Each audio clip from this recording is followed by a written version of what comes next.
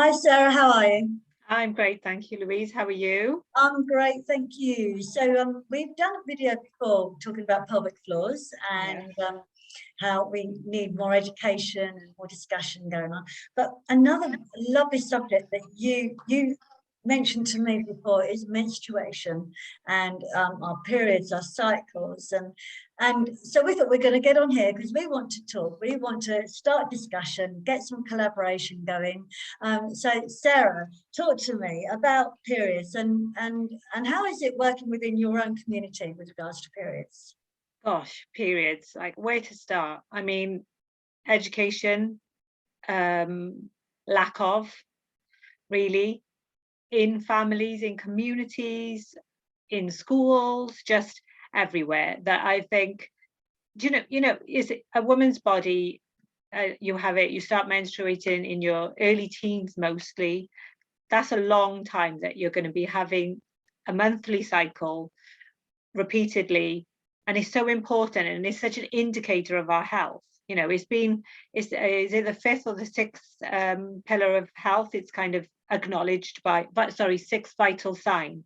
It's acknowledged by the American Obstetrician Society or something. Don't quote me on that, but it's something quite important that acknowledges that a woman's cycle is an indicator of her health. Yeah, it's a good barometer. So we as women, as girls, need to be in tune with our bodies, what is happening, what we're feeling, and not just kind of let it just keep snowballing that you don't even notice, what is happening with you. But we're not really taught that. I've only learned that in the last 5 years. I'm 45, so I've only learned that after I'm 40, when I'm sort of going close to perimenopause. That's the reason I've started to research, because my body is suddenly doing such strange things that I need to find out what's happening. And now I'm thinking to myself, oh God, we need education. Girls need to be taught from such a young age to notice what is happening, how to live in line with your cycle. Cycle thinking is that I talk about it on my Instagram page quite a bit, that we go through different phases through the month and how to adjust and not just kind of try and be superwoman from day 1 to day 28 and back to day 1. Yeah. We can. Yeah. Your energy levels are different, your mood is different, so how we need to be with ourselves, or what food we need to eat, or what type of exercise we need to do at certain times of the month. But if you don't know, you don't know, and you can just end up burnt out, not looking after yourselves. And I think the education factor of starting from a very young age to teach our girls, all girls, not just girls, ethnic girls in minor community, all young girls should be taught about it. Yeah. And then the men of the family should be taught about it, because they've got daughters, wives, mothers, and if they don't know and understand, then it's just huge if you don't know and understand. Yeah. So when Ramadan is going on and fasting, so if fasting is going on, then how is that affecting girls that are on their monthly cycle? Well, I mentioned that to you, didn't I, when this is one of the first things that started our discussion, I think. So when in Islam, which I'm a Muslim, in Islam we fast for 30 days of every year. It's part of the religion, it's one of the pillars of faith, and it's just standard. We start doing it, you actually start fasting from around menstruation age. So it's that kind of age, that's when you come of age. But when girls and women are on their periods, they don't have to fast, they're excused from fasting. And I assume the wisdom behind that from God is because it is challenging on your body, and they're already being challenged with your period, so you're excused. Now I know that in a lot of households, girls will keep it quite secret that they're on their period, and they will pretend that they're fasting. Just because it's quite uncomfortable maybe to be around and it's more from the males of the family, that they would just keep it quiet and just carry on. They can't say that they can't say that they're on their their monthly cycle or That's don't right. feel they can. Yeah, So feel then they have to uncomfortable. pretend that they're fasting. So That's then, right. oh my gosh, right, okay. So they Yeah, haven't. and I know that happens in a lot of households, and it doesn't happen in my household, especially in my household with my children. I'm very, very open of the dialogue of periods and being on your period, and so all of my sons, my husband, they know, and Yeah. but I know that it is an issue. Yeah, okay. Because again, I think if we don't understand our monthly cycles, then actually problems could occur and we're not even aware of it necessarily. Yeah. How are girls within your community, how open are they with them going to speak to their aunties, to speak to their mums, to speak to their sisters if they get a problem with regards to their period? Is that quite good? I think every every family and close-knit community is different, but it's a very close. It's not openly discussed from what I have seen. It's not very much discussed. It's almost seen as a taboo subject, a hidden subject. This thing about not saying the word period and having a different word, auntie has come, or just have you ever heard of that one? Auntie's come. I have actually, yeah, but not for only once or twice, but I have heard that somewhere. I personally I find it a bit bizarre. You're on your period. That's it. It's not. It's fine. You're menstruating. It's a physical act the body is having. But yeah, I'm not really.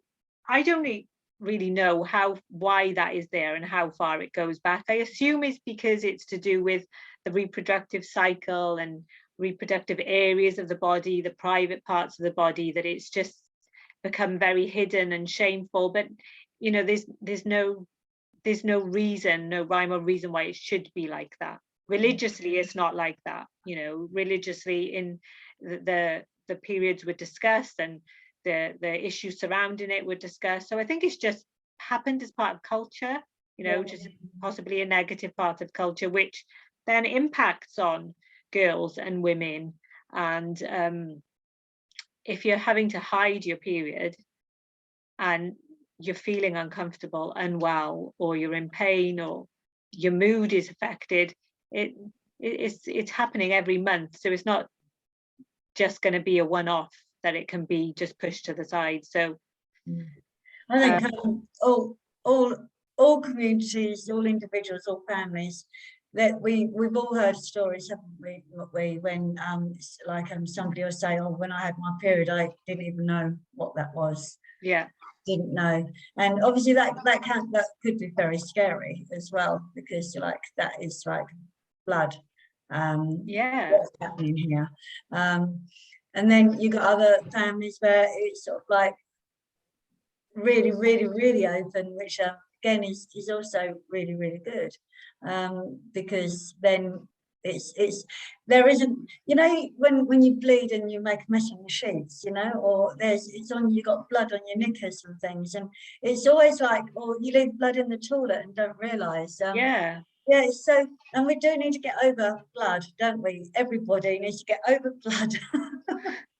Yeah, because essentially it is part of life, and it's a huge part of life. It's the reason why children are born, and why the whole human race is still continuing. So yeah, because it's magnificent, isn't it, actually? Because, exactly, it's so true. It's so amazing, and it's celebrated. Yeah, it's a barometer of health.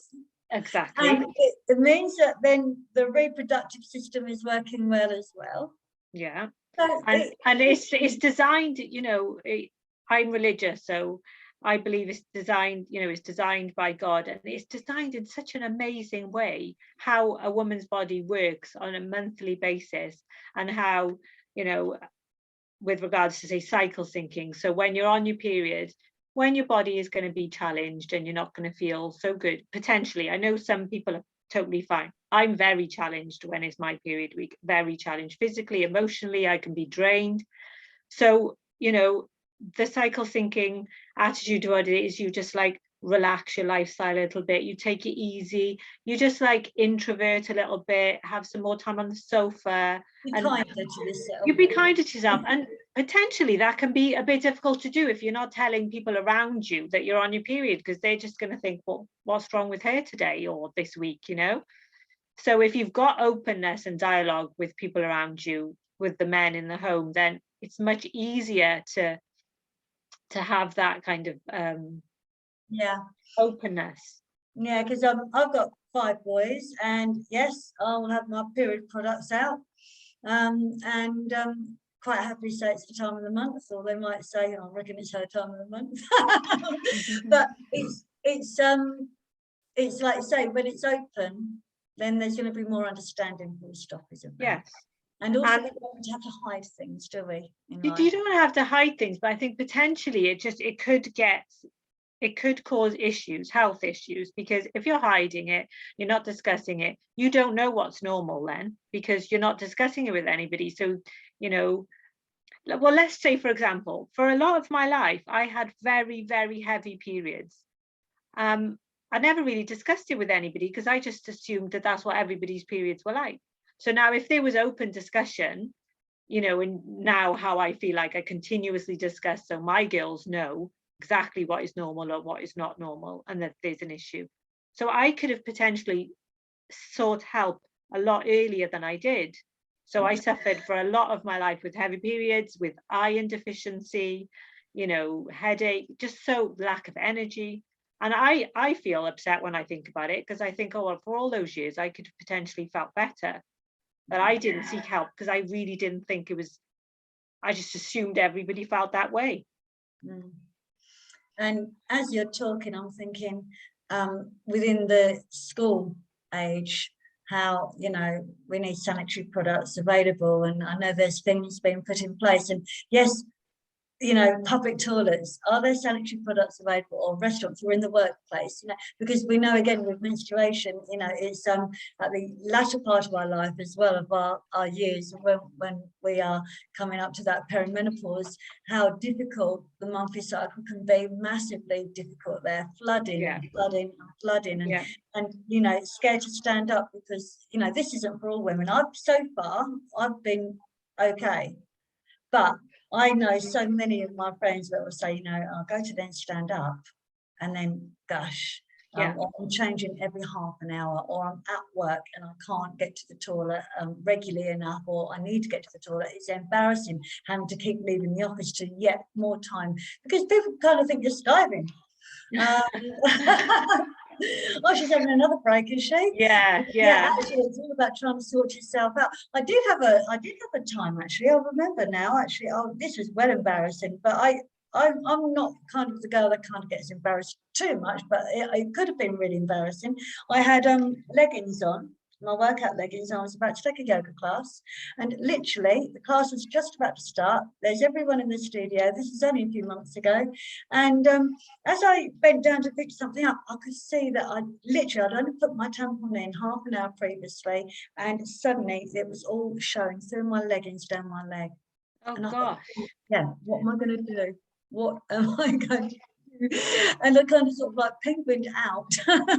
And I've got a male boss, and I just sort of like said, okay, there's only one way to say this right now. I don't quite know what to do because I haven't got anything with me right now. Well, I haven't got a change of leggings with me right now.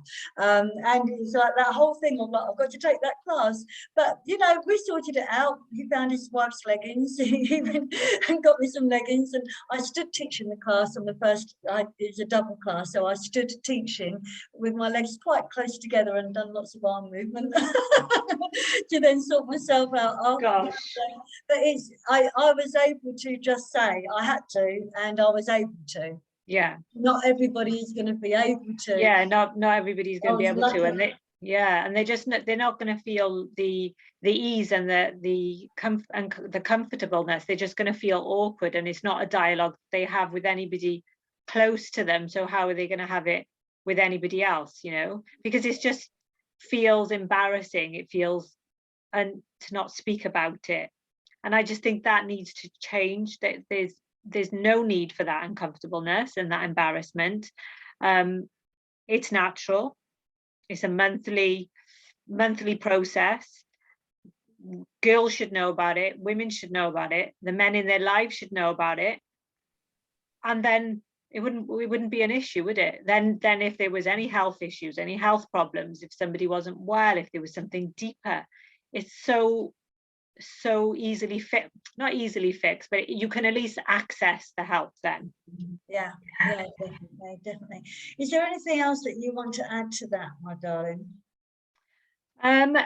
Anything I want to add? Just, I think it's an empowering process.